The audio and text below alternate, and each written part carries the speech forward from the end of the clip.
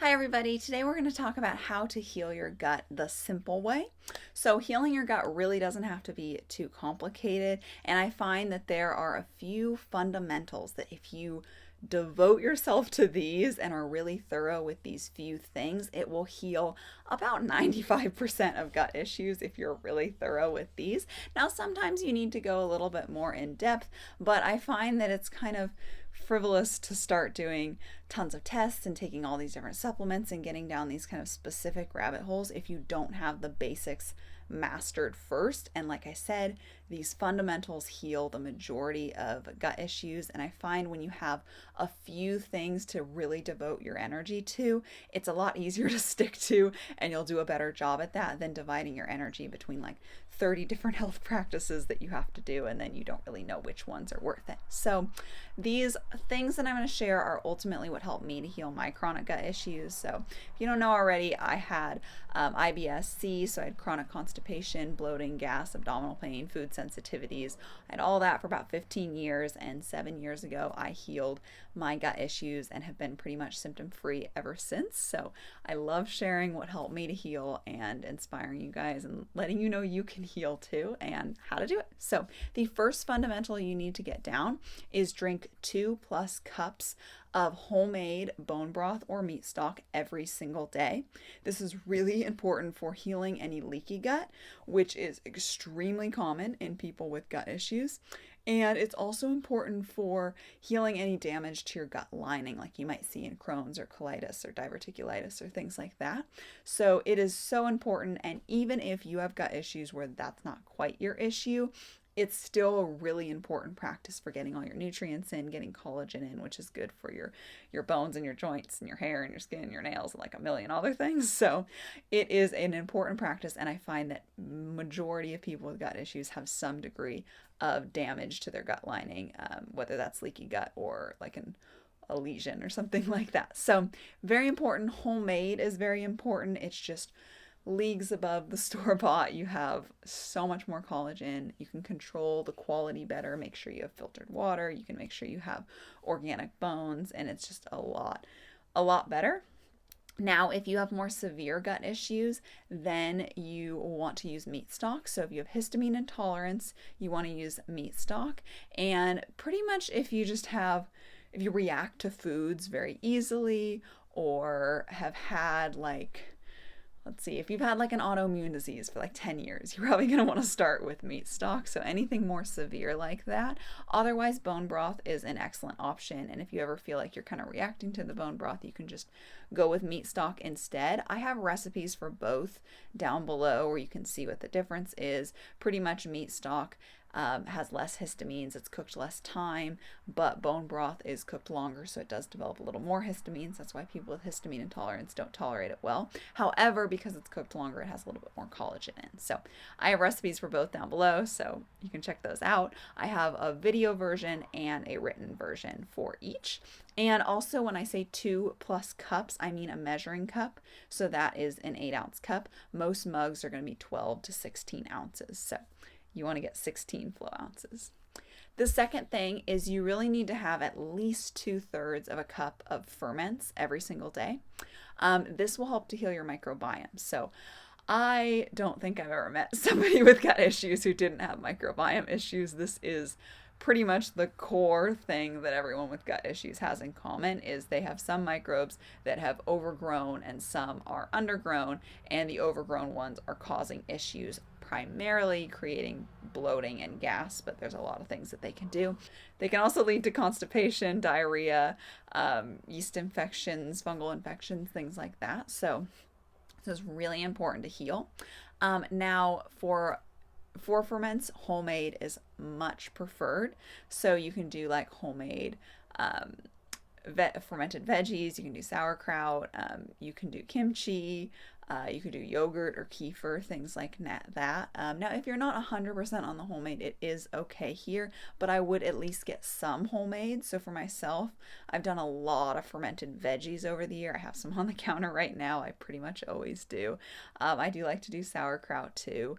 Now, I will personally buy my yogurt, and I have some store-bought kimchi right now as well, but I always like to make sure I have some homemade, that's a lot better. If you are someone who's prone to constipation, I recommend you do fermented veggies. They're a little better for that. And if you're prone to diarrhea, I recommend you do fermented dairy. However, both are helpful for both. They're just a little bit more helpful that way. And I have some recipes for some fermented foods that you can make yourself, linked down below as well. The third one is you want to have 3.5 to 7 ounces of liver every single week. The main reason here is it helps you get all your nutrients in.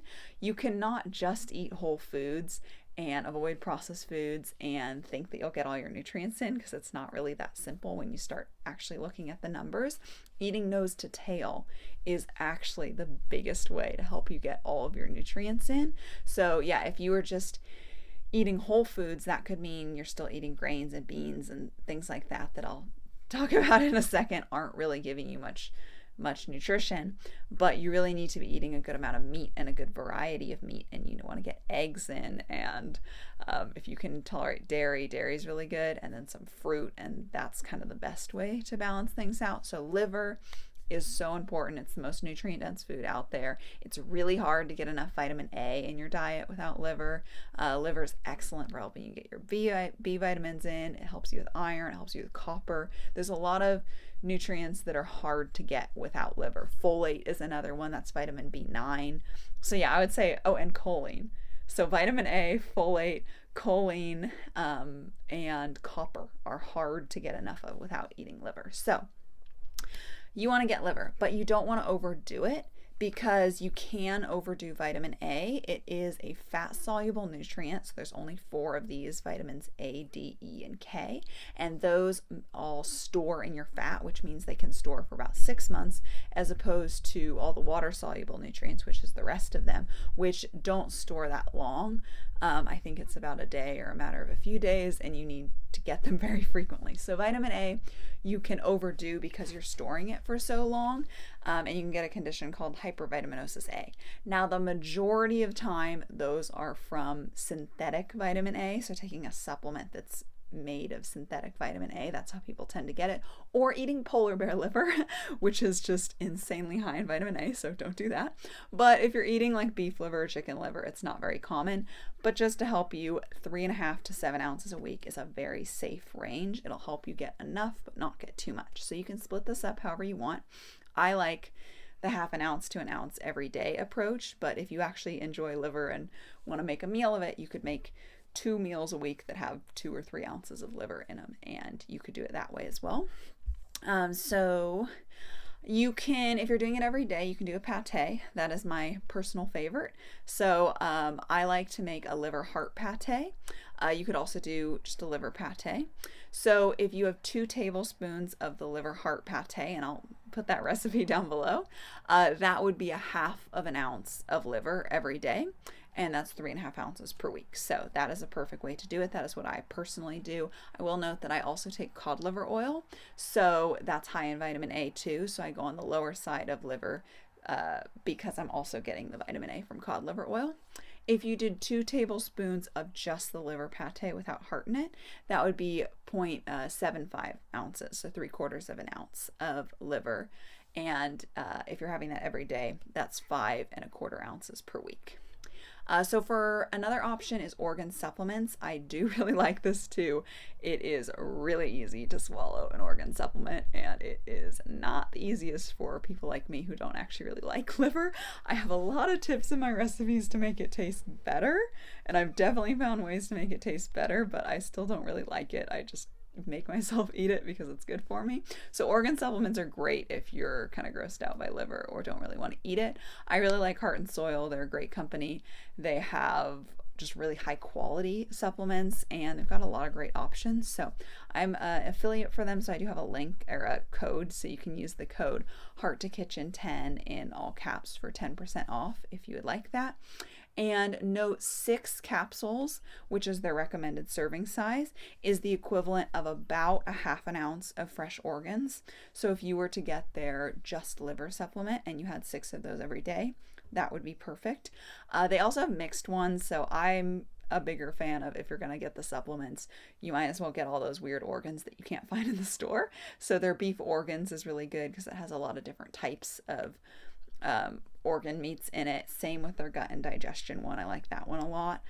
Yeah, and there's other options. Everyone kind of has a different situation of what would be best for them, but that is a great option. You can also buy ground beef with organs mixed in. So for this, you could also chop up some like liver and mix it in yourself. So that is definitely an option too. But there is a company called Force of Nature Meats that makes these ancestral blends where they add liver and heart. So one of my clients actually emailed them and found out all the percentages for me. So now I can share how much is in each one. So for their bison and venison ancestral blends, they contain 4% liver and 3% heart, and they're a 14-ounce package. So for that 14-ounce package, you have 0.56 ounces of liver and 0.42 ounces of heart. So what this means is that 14-ounce package, if you have that whole package in one day, that covers you for liver if you're having liver every single day, because it's just over half an ounce. So that is an option. You can definitely mix and match these as well. So their beef ancestral contains 4% liver and 4% heart, and it's a 16-ounce package. So that has 0.64 ounces of liver and 0.64 ounces of heart. So that's a perfect daily portion as well. And then their chicken ancestral contains just 5% of an organ blend that contains heart, liver, and gizzards. So the 16-ounce package has about 0.8 ounces of mixed organs. So it's a little harder to tell the exacts on that, but that is a pretty decent portion for a day. So hopefully these help you to see the amounts in each of these so that you can come up with that 3.5 to 7 ounces a week. And once you have this as a pattern down, it's really easy. It's just these first steps of, learning how to make your bone broth, learning how to make your own ferments, like figuring out how you're going to get your organs in. Of course, it's a little more work at first, and down the road, it is the easiest thing in the world, and you don't have to think about it. It's just like learning to drive a car. It's tiring and confusing at first, and now you can just hop in the car and drive to the store like it's nothing, and you don't even think about it.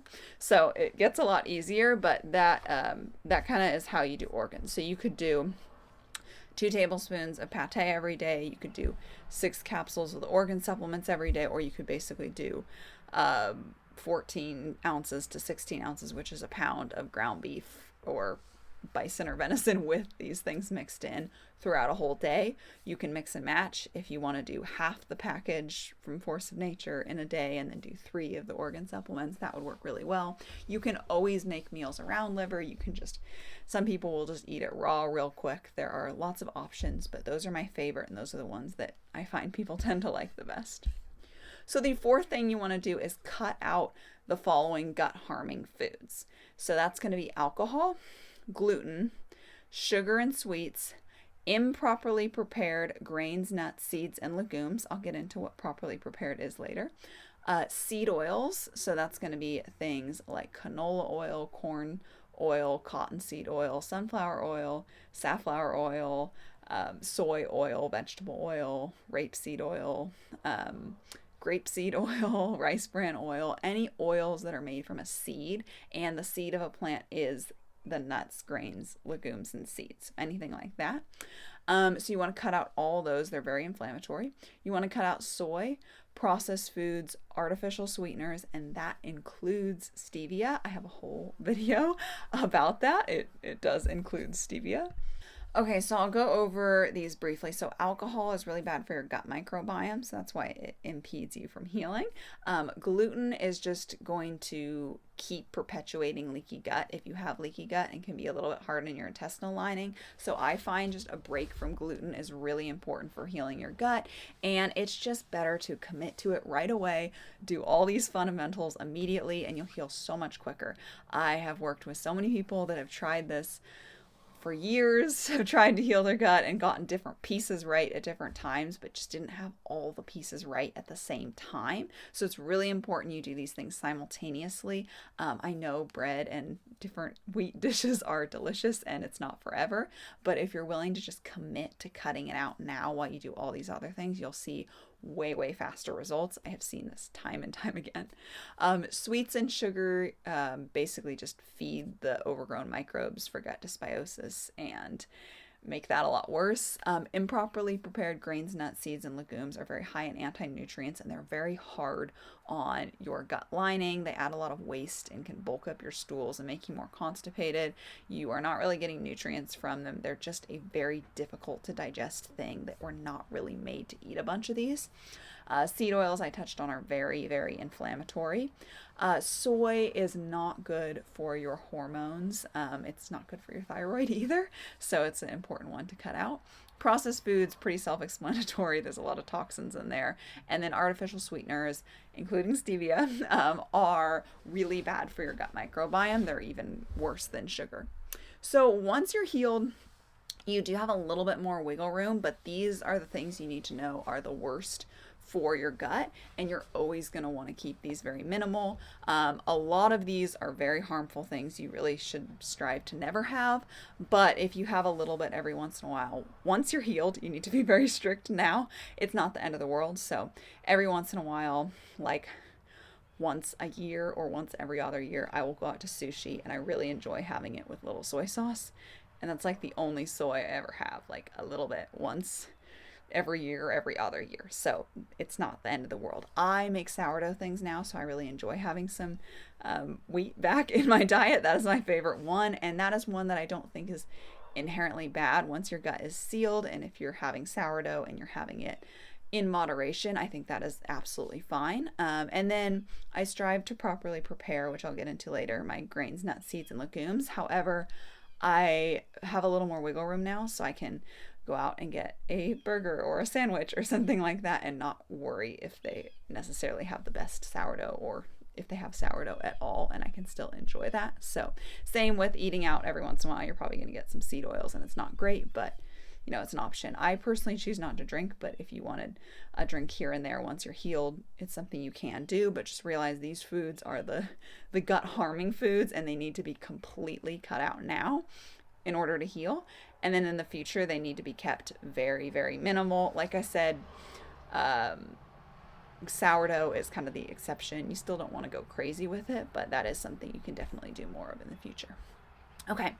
Number 5 is include the following gut healing foods. So in addition to the foods I already mentioned, so that's bone broth or meat stock, ferments, and liver, you also want to have just nose to tail meats in general. So meat is like anything you want. You can have pretty much. You do want to be mindful of some of the more preserved ones to try to avoid getting like nitrates and nitrites. So that is important, but as long as you're getting good quality, like, you know, you can have bacon, you can have pork chops, you can have pork shoulder, you can have pork tenderloin, you can have any kind of steak you want, you can have roasts, you can have ribs, you can have seafood is great too. You know, you can have chicken, you can have duck, you can have game meat, you know, whatever you want really for meat. And the more variety, the better as far as cuts. So if you're up for some oxtail, that's an amazing cut. That big bone marrow, or I guess it doesn't have a big bone marrow. It just kind of like gels up on the side of the vertebrae bone with a lot of collagen. If you have a cut with bone marrow, like shank would be one, you can scoop the bone marrow out. You can just eat bone marrow. Lots of organ meats. All these are really nourishing and will help you heal. You can go slow on it too. I know they can be a little funny at first, but here and there, try some and see which ones you like and you know which ones you don't like so much. Eggs is great. It's a wonderful thing. Dairy is amazing. If you can't tolerate it right now, you'll probably be able to tolerate it as you heal more in your journey, but as soon as you can tolerate it, it's really beneficial to include. It's very hard to get enough calcium if you are not consuming dairy. You can, but it is very difficult. And dairy has a lot of other nourishing things, and raw is amazing. So if you can get raw dairy, that's even better. I mentioned seafood. That's a great option. Shellfish are especially nutrient rich, like oysters and shrimp and things like that. Seasonal fruits and veggies are awesome to have as well. Fruits can actually help fill a nutrient gap that can be hard to fill if you don't consume fruits. It's not impossible, but they really help you with your vitamin C. Now, bell peppers also have a lot of vitamin C, so it's not absolute, but they have more minerals in them. They can really help with your bowel movements, whether you have constipation or diarrhea. Yeah, they can be really beneficial. And veggies, you know, as long as you're cooking them, there's not really a problem. There are certain things you can get into details, like, raw spinach is not going to be very good for you because it's high in oxalates, but you don't really have to worry too much about the details here. Just like cook your veggies well and you're good to go.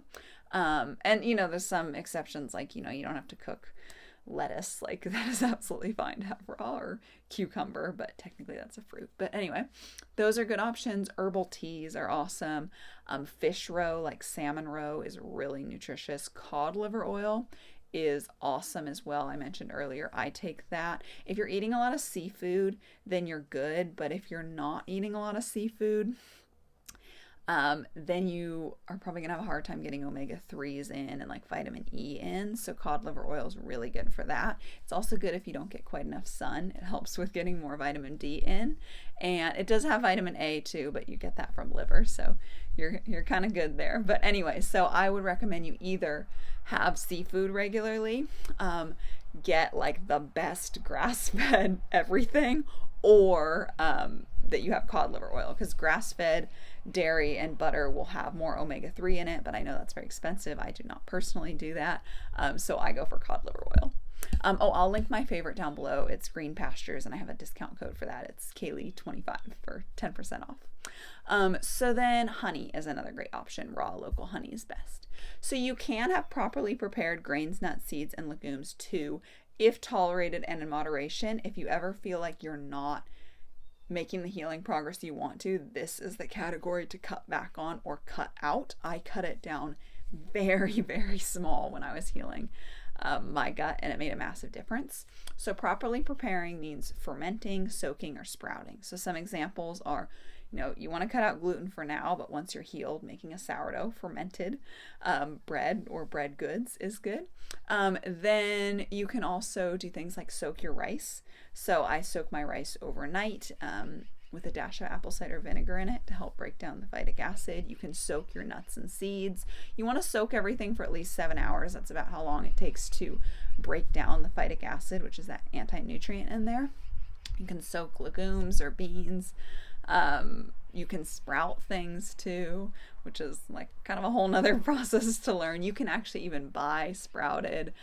Toasting minimum is important. So I'll like toast some nuts and put them on a salad sometimes. But yeah, so you can a lot of times have some of those, but you just have to be mindful to keep them more moderate. And then just know this is not like a strict list of the only foods you can have. Like you can have coffee or chocolate or, vanilla extract and something, or maple syrup, or I don't know if I said spices already. You can have spices. So there are other foods that you can have, but I wanted to focus on like the main ones to focus on.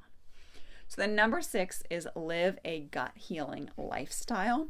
So there are just some other things that are important, and I didn't want to make too many categories here, so I just kind of lumped these last ones together. But minimizing stress is really important for healing. If you're chronically stressed, that is going to cause a lot of issues. And I do have a video about like practical tips to overcome stress, so I'll link that up above and down below if you want to check it out. Getting enough sleep is important as well. You do a lot of your healing while you're sleeping, so at least 8 hours a night. Some people need more. I usually need 9. I slept 10 hours last night and it was lovely, so I can easily do a little bit more sometimes, but find what you need. You might need more at this stage of life while you're healing. It's really important that you get enough. Minimum 8 hours a night, unless, some people don't need as much. I did have a client that thrived on 7, and she was doing excellent on it. She healed on that. So, people are different, but learn what's best for you. Like I said, I'm a 9-hour a night kind of person. So then you also want to minimize toxin exposure. So, just start to be a little mindful of, what cleaning products you use, what products you use for personal care products, what kind of soaps you're using, minimizing plastic, things like that. It can be a big thing to get into, but just being aware of it and starting to decrease that exposure is really important for healing. Exercising regularly is very important. Getting outside is really, really beneficial. And then another thing that's not talked about very often is doing things that bring you joy and a feeling of fulfillment. A lot of times when you have like a chronic illness, it can kind of become your whole life, figuring out how to heal and researching, and it's very interesting and it's very empowering to learn all these things to help you heal, but it's important that it's not your entire life. I love talking about this. I love sharing this with you guys, but it's not my entire life. It's a good chunk. I spend a lot of time even outside of work cooking or reading health books or things like that, but I also have other things that I love to do. I really love crafts, so I like to sew and I like to knit and I like to hike and backpack and weightlift, and I have other things that light me up as well. And I think that's really important, and just getting that sense of fulfillment in other areas of your life is a very underlooked but important part of healing, is not letting your issues like take over your mind and life in every way. And I know that it's easy to do that when you feel pain and discomfort a lot of the time, but set aside some important time for yourself to do things you love, whether that's reading or hiking or a craft or whatever it is that you like to do. So just to recap what these 6 things you need to do to heal your gut the simple way are, is number 1 is drink 2+ cups of homemade bone broth or meat stock every day. Number 2 is have at least 2/3 cups of ferments every single day, homemade preferred. Number 3 is have 3.5 to 7 ounces of liver every week. I don't know if I mentioned this, but it can be beef liver, chicken liver, whatever kind of liver that you want. Number 4, cut out the following gut-harming foods: alcohol, gluten, sweets and sugar, improperly prepared grains, nuts, seeds, and legumes, seed oils, soy, processed foods, and artificial sweeteners like stevia.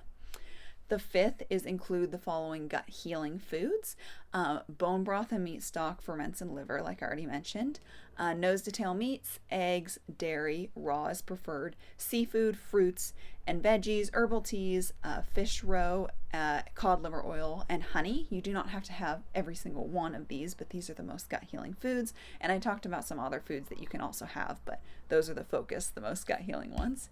And number 6 is live a gut healing lifestyle, which means minimizing stress, getting enough sleep, minimizing toxin exposure, exercising, getting outside, and doing the things that bring you joy and a feeling of fulfillment in life. So yeah, if you would like more help on your healing journey, I do offer coaching. I have a program, Ancestral Gut Healing, where I bring ancestral nutrition, ancestral lifestyle practices into helping you heal chronic gut issues. So if you want more help with that, I do have 2 links down below. One where you can learn a little bit more about what I offer with my program, and the other one is where you can book a call with me to learn more about the program and what specifically I can do to help you with your gut issues, and we can just see if it's a good fit to work together. So I'll have both of those linked down below, but seriously, these are the main things. These are the things I'm going to tell you first and foremost if we do work together as the most important things. Now, obviously, working together, I give you a lot more help. I look over your diet specifically. I look over your nutrient intake. I help you with each roadblock you hit, how to navigate that. I go more in depth into your specific gut issues. If you have a thyroid issue like hypothyroidism or hyperthyroidism,